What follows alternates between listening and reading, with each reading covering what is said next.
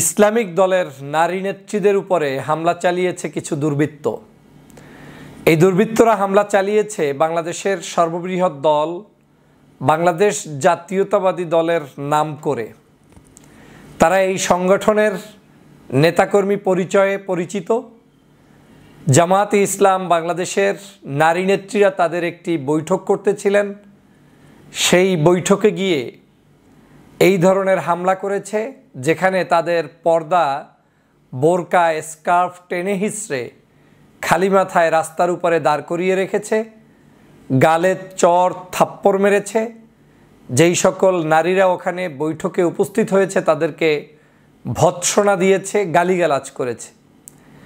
এটা আমি বলছি এখন থেকে 20-30-50 বছর আগের কথা নয়, কিংবা শেখ হাসিনার আমলের কথাও নয়। আমি বলছি 5ই আগস্টের পরে নতুন বাংলাদেশ গঠন হওয়ার এই বাংলাদেশের বর্তমান চিত্রের কথাই বলছি। আমরা জুলাই বিপ্লব করেছিলাম যে বাংলাদেশের সকল শ্রেণী পেশার মানুষ, সকল রাজনৈতিক সংগঠনের নেতাকর্মী, সকল ধর্মমতের মানুষরা স্বাধীনভাবে তারা তাদের সকল কর্মকাণ্ড পরিচালনা করবে এই চিন্তার আলোকে। হাসিনার ফেসিবাদ থেকে মুক্ত হয়ে বাংলাদেশে সব দল মতের মানুষরা স্বাধীনভাবে কাজ করবে। স্পেশালি ধর্মীয় মূল্যবোধ এবং ধর্মভিত্তিক মানুষদের কার্যক্রম পরিচালনায় কোথাও কোনো বাধা আসবে না। আমরা পুরুষদের মাহফিলগুলোতে বাধার নজির দেখেছি ইতিমধ্যেই। বিভিন্ন রাজনৈতিক নেতাদের বক্তব্যে রাজনীতিবিদেরা ইসলামিক স্কলারদেরকে বিভিন্ন ব্যঙ্গোক্তি করে, কটূক্তি করে বক্তব্য দিয়েছেন, সেটাও আমরা শুনেছি। কিন্তু আমরা এটা শুনে অবাক হয়েছি যে নারীরা তাদের নিজেদের নেতাকর্মীদেরকে নিয়ে একটি বাসার ভিতরে বৈঠক করছেন, সেই বৈঠকের উপরে গিয়ে আপনি হামলা করবেন এবং সে হামলাটা বাংলাদেশের একটি রাজনৈতিক দলের নামে নেতাকর্মীরা করবেন, এটা আসলে মেনে নেওয়া যায় না। এটা যেই হোক, এই হামলাটা যদি জামায়াতে ইসলামের পক্ষ থেকে বিএনপির কোনো নারীর উপরে আক্রমণ করতো, সেটা যেমন সুন্দরভাবে মেনে নেওয়ার সুযোগ নেই, তেমনি জামাতের নেতাকর্মী পরিচয় দেওয়ার কারণেই যে তার উপরে মহিলা হওয়ার পরেও আক্রমণ করবে, সেটাও আমার এই দেশের নিয়মে নাই। স্বাধীনতা বিরোধী কাজ, বিশেষ করে 24-এর অভ্যুত্থানের বিরুদ্ধ কাজ হচ্ছে এটা। আপনারা নিশ্চয়ই জানেন যে নারীদের অধিকারের জন্য বাংলাদেশে বহু কথা হয়। নারী অধিকার প্রতিষ্ঠার জন্য কথা হয়। ছোট পোশাক নারী পরতে পারবে না কেন, সে কারণে রেল লাইনের পাশে তাদের মানববন্ধন হয়। কিন্তু কোনো বোরকাওয়ালি, কোনো ইসলামিক পরিচর্যায় যারা বড় হতে চান, তারা কোনো বিপদে পড়লে এদেশের কোনো নারীবাদী, এদেশের কোনো রাজনৈতিক অর্গানাইজেশন তাদের পাশে দাঁড়ায় না। এ এক ভিন্ন বাংলাদেশ, যেই বাংলাদেশে যে যার স্বার্থে কথা বলে, এর বাহিরে কথা বলে না। এই নারীরা আমাদের মা, এই নারীরা আমাদের বোন, এই নারীরা আমাদের সহধর্মিণী, এই নারীরা আমার পরিবারের সন্তান, এই নারীরা আমার আত্মীয় স্বজন, সব কিছুই এই নারী। এবং এই পৃথিবী চলছে এই নারীদের থেকে জন্মগ্রহণ করা আমাদের এই সকল মানুষের ভিড়ে। কিন্তু আজকে আমরা সেই নারীদের উপরে যে ধরনের অত্যাচার, জুলুম, নির্যাতন দেখাচ্ছি, সেটা কখনোই আমাদের জন্য শুভকর নয়, সুন্দর নয়। বিশেষ করে ধর্মীয় পালন করতে গিয়ে ইসলামিক কোনো একটি অর্গানাইজেশন তার নেতাকর্মীদেরকে নিয়ে বসবে, কথা বলবে, সেখানে তারা আলোচনা করবে, সেটা মন্দের তো কোনো কিছু নেই।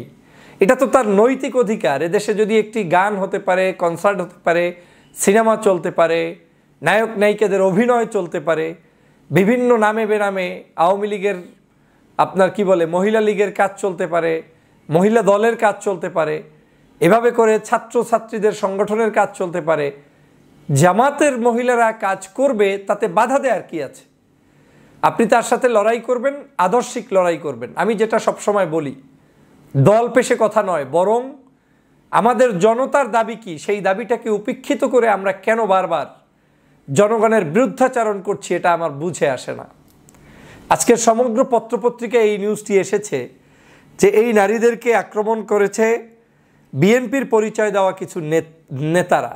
তারা কি করেছে শুনলে আপনি অবাক হবেন যে জামাতের সেক্রেটারি জেনারেল অভিযোগ করে বলছেন, মিয়া গোলাম পরোয়ার সাহেব, যে ঝিনাইদহের মহেশপুরে জামাতের নারী নেত্রীদের উপরে বিএনপির সন্ত্রাসীদের হামলার ন্যাক্কারজনক ঘটনায় তীব্র নিন্দা জানিয়েছেন। জামাতের নারী নেত্রীদের উপরে বিএনপির সন্ত্রাসীদের ন্যাক্কারজনক হামলার ঘটনা গত 5ই আগস্টের পূর্বে আওয়ামী ফ্যাসিবাদের সন্ত্রাসী তাণ্ডবকেও হার মানিয়েছে। দেশবাসীর সবাই অবগতির জন্য তিনি উল্লেখ করেছেন যে রবিবার সকাল 10টার দিকে মহেশপুর উপজেলার বাঁশবাড়ি ইউনিয়নের কুল্লাপাড়া গ্রামের খায়রুল ইসলামের বাড়িতে স্থানীয় নারীদের নিয়ে বিশ্ব নারী দিবসের আলোচনা অনুষ্ঠিত হয়। ওই সময় এলাকার বিএনপির সন্ত্রাসী আলামিন, ঝুমুর, সাহেব, সোহেল ও আপনার আশরাফুল হাতুড়ি, কাঁচি, বাঁশি, লাঠি নিয়ে জামাতের মহিলা নেত্রী হাসিনা খাতুন সহ মহিলাদের উপরে হামলা করে এবং তাদের গালাগাল করতে থাকে। তাদের গালাগাল করতে নিষেধ করলে তারা সাহেরা বেগমকে বাঁশের লাঠি দিয়ে আঘাত করে। এছাড়া আসামিরা হাসিনা খাতুনকে খায়রুল ইসলামের বাড়ি থেকে ধাক্কা মারতে মারতে রাস্তার উপর এনে বাঁ কানে 2টি চর মারে। এছাড়া আলামিন সাহেব ও সোহেল হাসিনা খাতুনের শরীরে থাকা ওড়না টান দিয়ে শ্লীলতা হানি ঘটায় এবং মাথা আলগা করে রাস্তার উপরে দাঁড় করিয়ে রাখে। এর কিছুক্ষণ পর তারা হুমকি ধমকি দিয়ে ঘটনা থেকে চলে যায়। আমি এই নিউজটা পড়ার পরে আমার কাছে মনে হয়েছে যে বাংলাদেশে তো সব সুশীল, এই সুশীলরা প্রতিবাদ করবে না। কারণ আপনার কাছে মনে হবে আমার দলের না, এটা তো আর একটা দল। আবার আমার কাছে মনে হবে আমার না, আর একটা দল। কিন্তু এরা নারী, এরা মহিলা, এরা আমাদের সম্মানিত মাতা, বোন, তাদের উপরে আপনি আক্রমণ করার দুঃসাহস কি করে দেখালেন? তারা তো এই বাংলাদেশে আওয়ামী লীগের আমলে যে অভিযোগগুলো করা হতো, নারীদেরকে বলা হতো জঙ্গি, মিটিং চলছে, গোপন বই, কোরআন শরীফ বের করে বলতো এইটা পাওয়া গেছে, সেইটা পাওয়া গেছে, আস্তানা। এখন তো আর আওয়ামী লীগের বাংলাদেশ নেই। এখন কেন তাদের উপরে এই ধরনের আক্রমণ করে বাংলাদেশের স্বাধীনতা, সার্বভৌমত্ব, আমাদের বর্তমান সময়ের যে মানুষের চাহিদা, জনগণ যে সুন্দরতম বাংলাদেশ দেখতে চায়, সেটাকে কেন বিতর্কিত করছেন? আমি অবশ্যই বাংলাদেশের জাতীয়তাবাদী দলের এই সিনিয়র নেতাদের প্রতি দৃষ্টি আকর্ষণ করব। এর দৃষ্টান্তমূলক শাস্তি জনগণের সামনে দ্রুত সময়ের মধ্যে প্রকাশ করুন। পাশাপাশি সরকারকে অনুরোধ করব, যারা এই ন্যাক্কারজনক কর্মকাণ্ডটি ঘটিয়েছে এবং সৌহার্দ্যপূর্ণ বাংলাদেশ গঠন করার জন্য যে পরিবেশ, সেটাকে যারা নস্যাৎ করছে, তাদেরকে আইনের আশ্রয় এনে দ্রুত বিচার করতে হবে এবং এমন বিচার করতে হবে যাতে করে তারা এই বাংলাদেশে আর কোনো নারী নেত্রীদের উপরে, দূরের কথা কোনো শিশু, নারী নেত্রী, দল, মত কারো উপরে আক্রমণ করতে না পারে। বিশেষ করে নারীদের উপরে কোনো আক্রমণের দুঃসাহস কেউ দেখাতে না পারে, সে ব্যাপারে সজাগ দৃষ্টি রাখার জন্য উদাত্ত আহ্বান জানাই।